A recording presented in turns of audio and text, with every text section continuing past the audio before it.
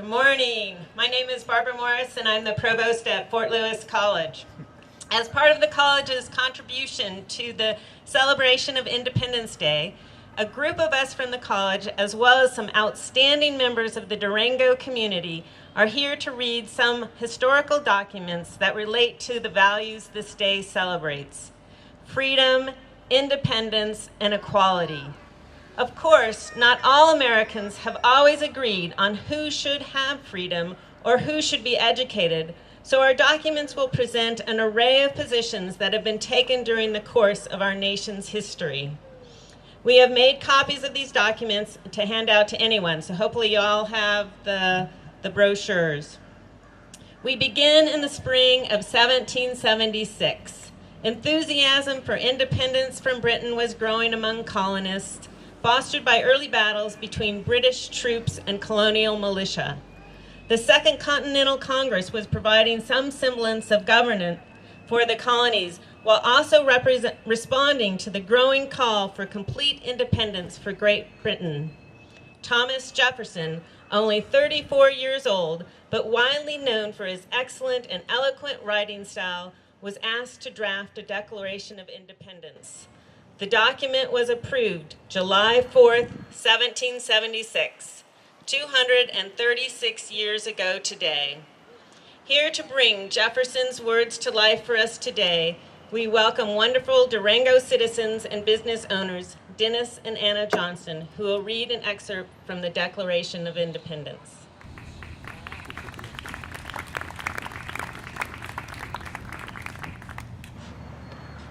When in the course of human events it becomes necessary for one people to dissolve the political bands which have connected them with another, and to assume among the powers of the earth the separate and equal station to which the laws of nature and of nature's God entitle them, a decent respect to the opinions of mankind requires that they should declare the causes which impel them to the separation. We hold these truths to be self-evident, that all men are created equal, that they are endowed by their Creator with certain unalienable rights, that among these are life, liberty, and the pursuit of happiness, that to secure these rights, governments are instituted among men, deriving their just powers from the consent of the governed, that whenever any form of government becomes destructive to these ends, it is the right of the people to alter or to abolish it, and to institute new government, laying its foundation on such principles and organizing its powers in such form as to them shall seem most likely to affect their safety and happiness.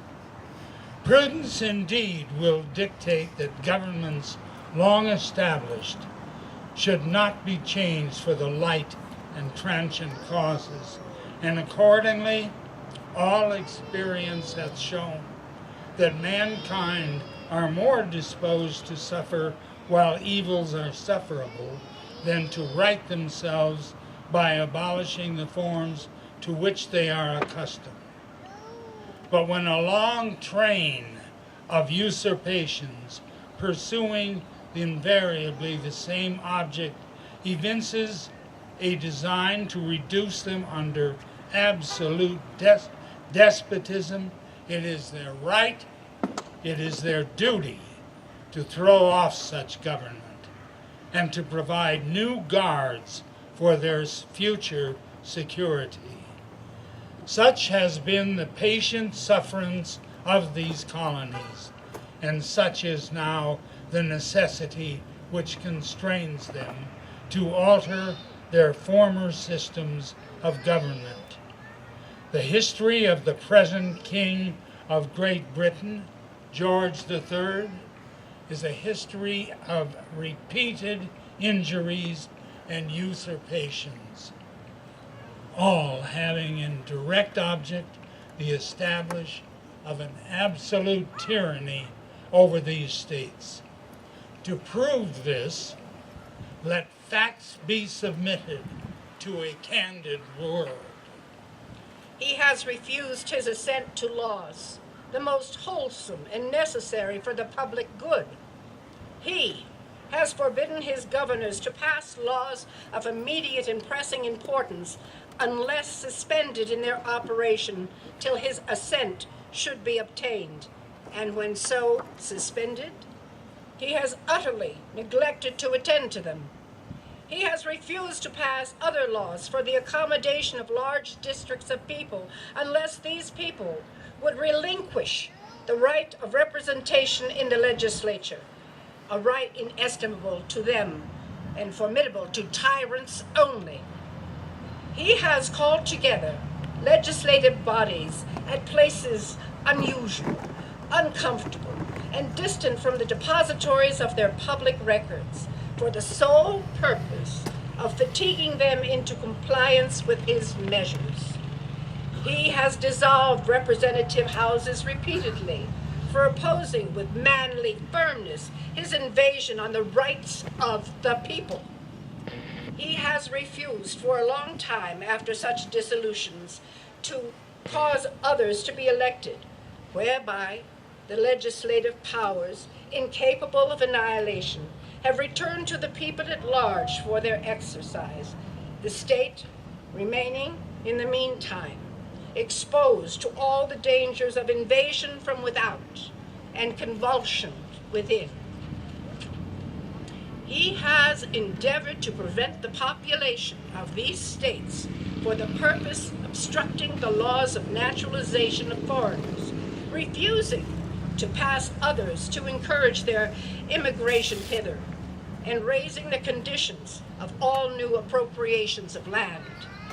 He has obstructed the administration of justice by refusing his assent to laws for establishing judiciary powers. He has made judges dependent on his will alone for the tenure of their offices and the amount and payment of their salaries.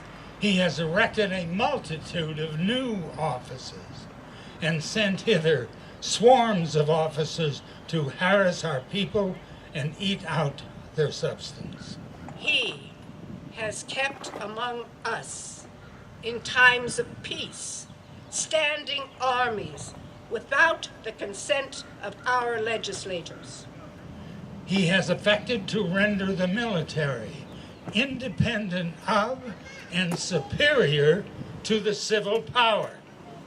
He has combined with others to subject us to the jurisdiction foreign to our Constitution and unacknowledged by our laws, giving his assent to their acts of pretended legislation, for quartering large bodies of armed troops among us, for protecting them by a mock trial from punishment for any murders which they should commit on the inhabitants of these states, for cutting off our trade with all parts of the world, for imposing taxes on us without our consent, for depriving us, in many cases, in the benefits of trial by jury, for transporting us beyond seas to be tried for pretended offenses,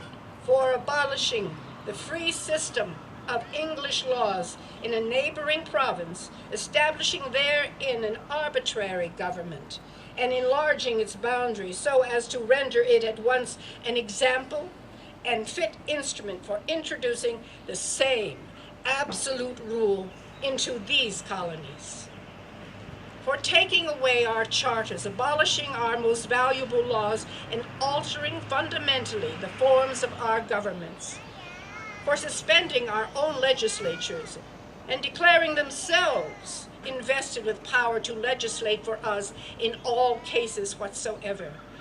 He has abdicated government here by declaring us out of his protection and waging war against us. He has plundered our seas, ravaged our coasts, burnt our towns, and destroyed the lives of our people. He is, at this time, transporting large armies of foreign mercenaries to complete the works of death, desolation, and tyranny already begun with circumstances of cruelty and perfidy scarcely paralleled in the most barbarous ages and totally unworthy the head of a civilized nation. He has constrained our fellow citizens, taken captive on the high seas, to bear arms against their country, to become the executioners of their friends and brethren, or to fall themselves by their hands. In every stage of the oppressions, we have petitioned for redress in the most humble terms. Our repeated petitions have been answered only by repeated injury. A prince whose character is thus marked by every act which may define a tyrant is unfit to be the ruler of a free people. Nor have we been wanting in attentions to our British brethren. We have warned them from time to time of attempts by their legislature to extend an unwarrantable jurisdiction over us. We have reminded them of the circumstances of our emigration and settlement here. We have appealed to their native justice and magnanimity, and we have conjured them by the ties of our common kindred to disavow these usurpations, which should inevitably interrupt our connections and correspondence. They too have been deaf to the voice of justice and consanguinity. We have been deaf to the voice of justice. We must therefore acquiesce in the necessity which denounces our separation and hold them as we hold the rest of mankind, enemies in war, in peace, friends.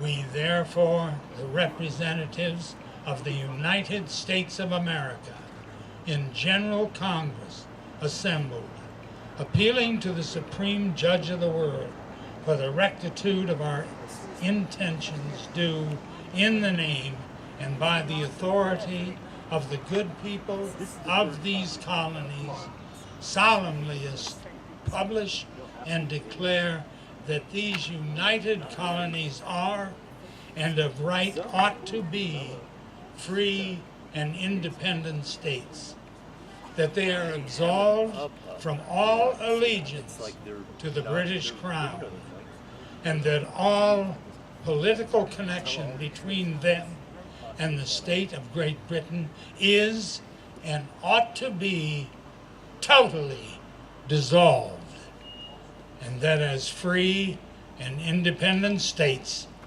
they have full power to levy war, conclude peace, contract alliances, establish commerce, and to do all the other acts and things which independent states may of right to do. And for the support of this declaration, with a firm reliance on the protection of divine providence, we mutually pledge to each other our lives, our fortunes, and our sacred honor.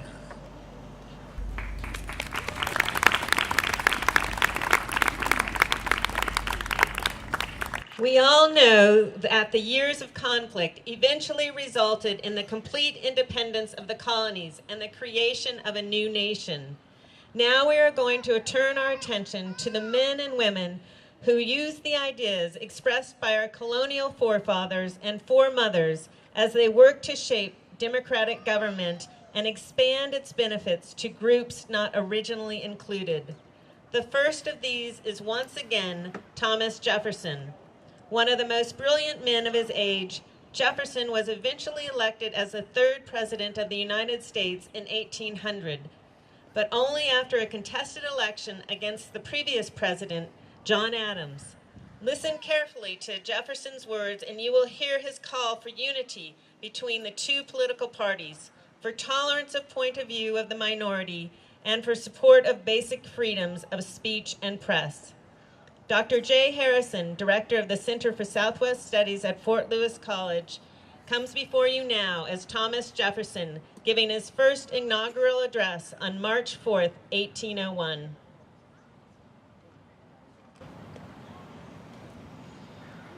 Friends and fellow citizens, about to enter, fellow citizens, on the exercise of duties which you comprehend everything dear and valuable to you. It is proper you should understand what I deem the essential principles of our government, and consequently those which ought to shape its administration. I will compress them within the narrowest compass they will bear, stating the general principle, but not all its limitations. Equal and exact justice to all men of whatever state or persuasion, religious or political. Peace, commerce,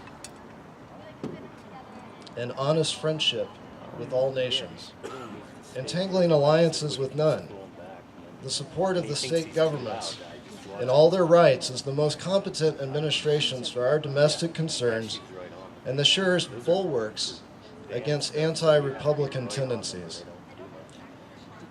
The preservation of the general government in its whole constitutional vigor as the sheet anchor of our peace at home and safety abroad. A jealous care of the right of election by the people, a mild and safe corrected of abuses which are lopped by the sword of revolution where peaceable remedies are unprovided. Absolute acquiescence in the decisions of the majority, the vital principle of republics, from which there is no appeal but to force, the vital principle and immediate parents of despotism, a well-disciplined militia, our best reliance in peace, and for the first moments of war till regulars may relieve them, the supremacy of the civil over the military authority, economy in the public expense, that labor might be lightly burthened, the honest payment of our debts and sacred preservation of the public faith, encouragement of agriculture and of commerce as its handmaid, the diffusion of information and arraignment of all abuses at the bar of the public reason, freedom of religion, freedom of the press, and freedom of person under the protection of habeas corpus and trial by juries impartially selected. These principles form the bright constellation which has gone before us and guided our steps through an age of revolution and reformation. The wisdom of our sages and blood of our heroes have been devoted to their attainment. They should be the creed of our political faith, the text of civic instruction, the touchstone by which to try the services of those we trust. And should we wander from them in moments of error or of alarm, let us hasten to retrace our steps and to regain the road which alone leads us to peace, liberty, and safety. On July 4th, 1825, the 50th anniversary of the signing of the Declaration of Independence, John Adams and Thomas Jefferson were both asked to speak at celebrations, such as one of these today. Gordon Thomas tells us Adams, who was 91 at the time, said to his countrymen in Quincy, Massachusetts, "Independence forever, not one word more." Thomas Jefferson said a bit more than Adams. In a message to his neighbors in Charlottesville, Virginia, Jefferson, again portrayed here by J. Harrison, said, "May it be to the world what I believe it will be, to some parts sooner, to others later, but finally to all, the signal of arousing men to burst the chains under which monkish ignorance and superstition had persuaded them to bind themselves and to assume the blessings and security of self-government. That form which we have substituted restores the free right to the unbounded exercise of reason and freedom of opinion. All eyes are opened or opening to the rights of man. And the general spread of the light of science has already laid open to every view the palpable truth that the mass of mankind has not been born with saddles on their backs, nor a favored few booted and spurred, ready to ride them legitimately by the grace of God. These are grounds of hope for others. For ourselves, let the annual return of this day forever refresh our recollections of these rights and an undiminished devotion to them.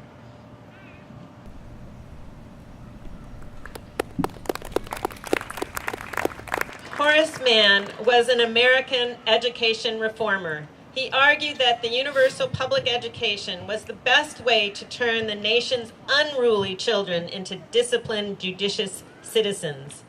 Included in his principles were that the public should no longer remain ignorant, that education should be paid for, controlled, and sustained by an interested public, that education should embrace children from a variety of backgrounds, and that education should be provided by well-trained professional teachers. Dr. Gordon Thomas, the husband of Fort Lewis College's president, will also read an excerpt from a speech delivered in Dedham, Massachusetts by Horace Mann in 1823.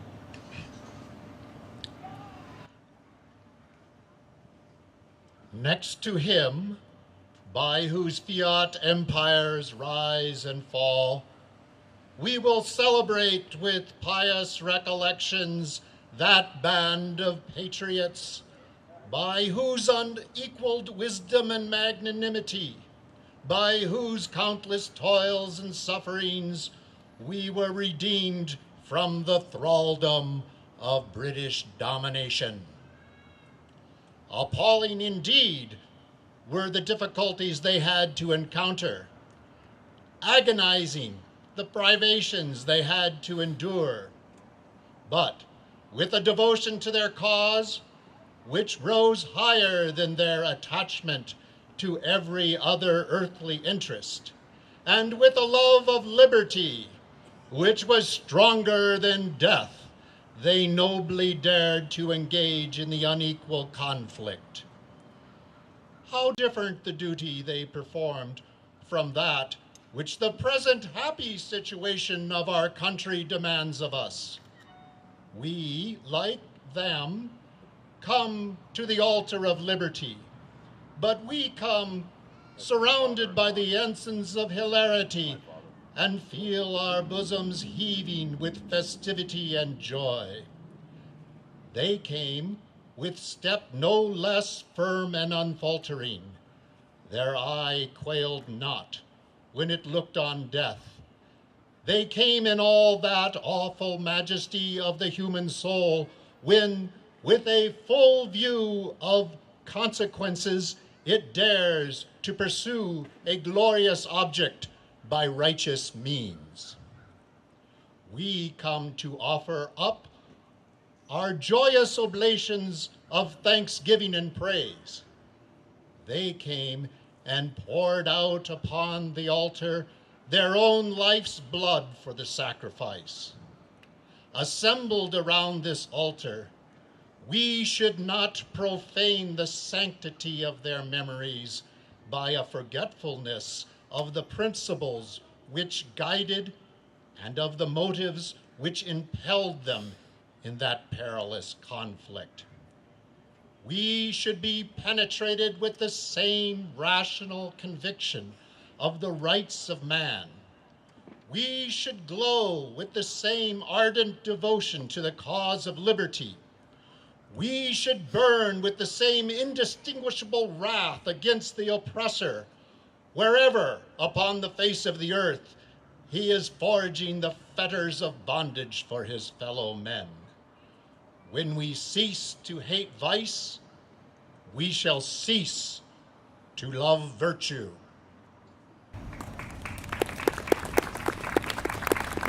We heard from Jefferson's inaugural speech that he believed one of the fundamental principles of our government was equal and exact justice to all men of whatever state of persuasion, religious or political. This principle was an ideal, hearkening back to the most famous line in the Declaration of Independence. We hold these truths to be self-evident, that all men are created equal. And as an ideal, it served to inspire those who were not treated equally or afforded the full privileges of justice. Women composed one such group.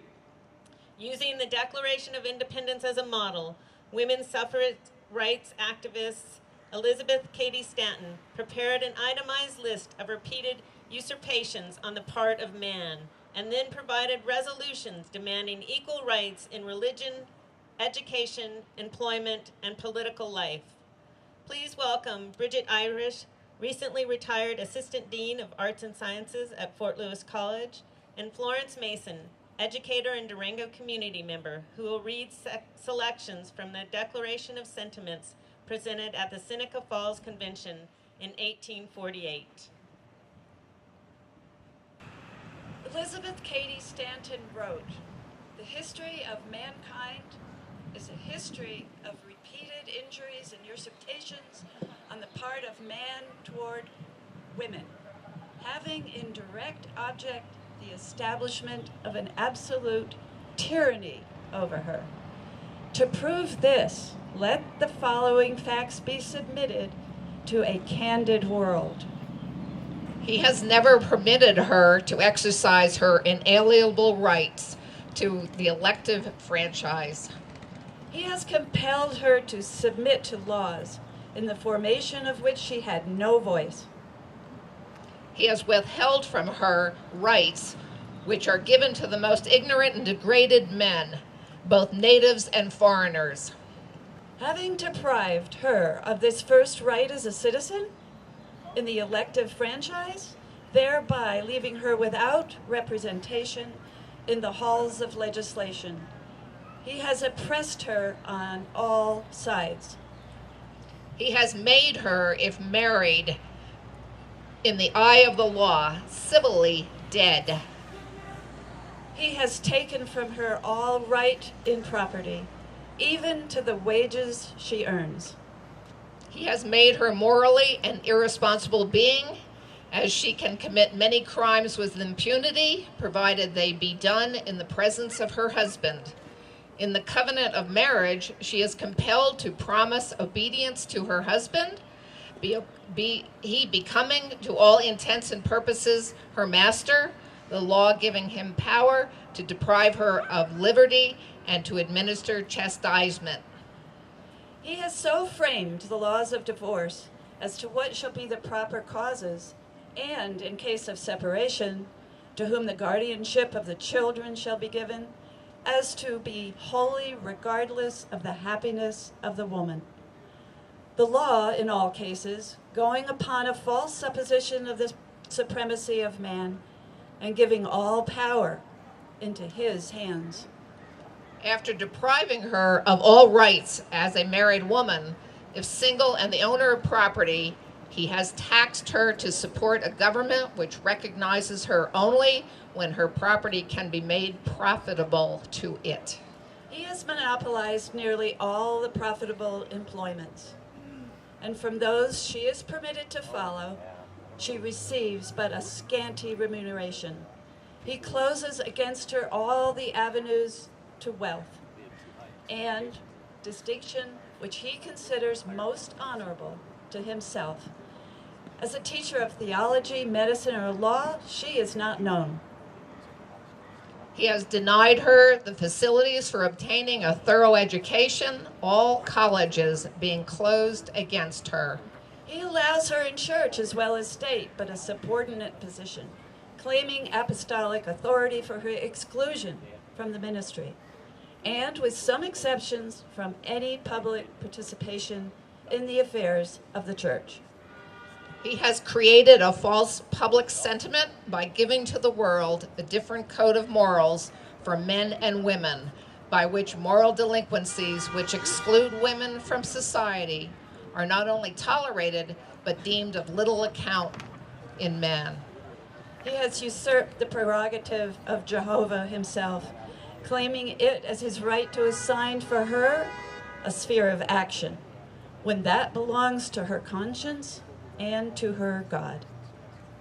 He has endeavored in every way that he could to destroy her confidence in her own powers, to lessen her self-respect, and to make her willing to lead a dependent and abject life.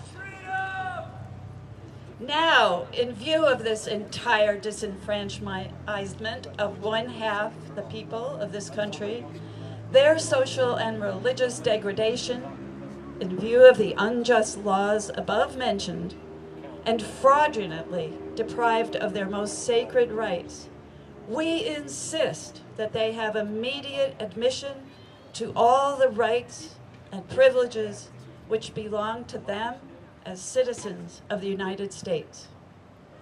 Resolved, therefore, that being invested by the Creator with the same capabilities and the same consciousness of responsibility for their exercise, it is demonstrably the right and duty of women, equally with man, to promote every righteous cause by every righteous means.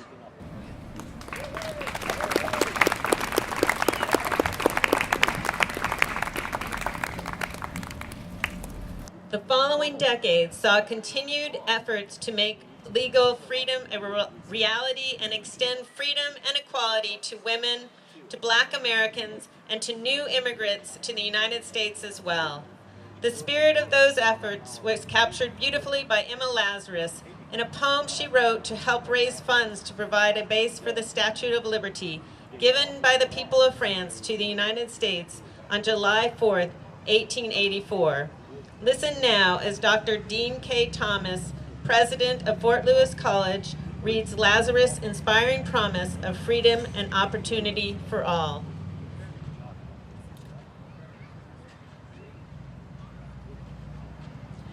Not like the brazen giant of Greek fame, with conquering limbs astride from land to land, here at our sea-washed sunset gates shall stand a mighty woman with a torch, whose flame is the imprisoned lightning, and her name Mother of Exiles.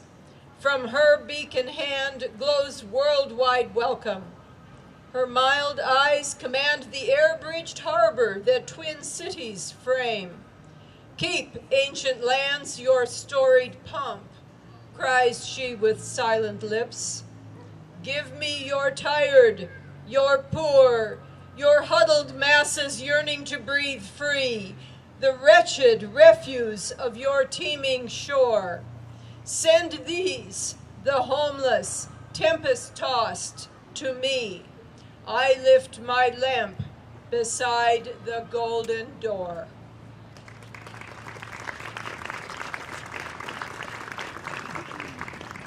And now, Dr. Justin McBrayer, Associate Professor of Philosophy at Fort Lewis College, will read our final document today, a short excerpt from Voltaire's A Treatise of Toleration, written in 1763. It does not require great art or magnificently trained eloquence to prove that Christians should tolerate each other. I, however, am going further. I say that we should regard all men as our brothers. What? The Turk, my brother? The Chinaman, my brother? The Jew, the Siam? Yes, without doubt. Are we not all children of the same Father and creatures of the same God? But these people despise us. They treat us as idolaters. Very well. I'll tell them that they're grievously wrong. It seems to me that I would at least astonish the proud, dogmatic Islam imam or Buddhist priest if I spoke to them as follows.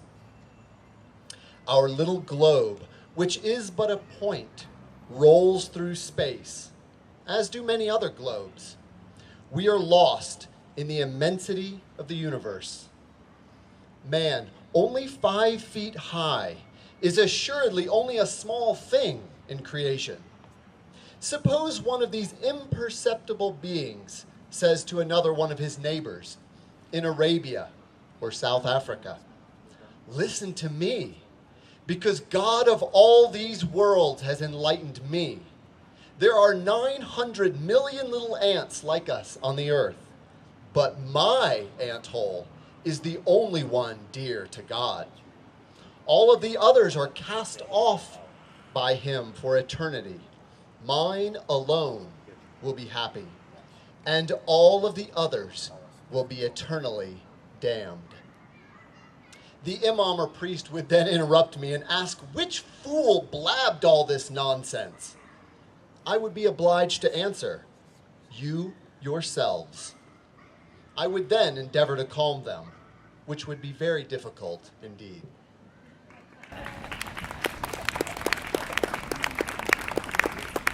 Equality, freedom, justice, strength, and compassion.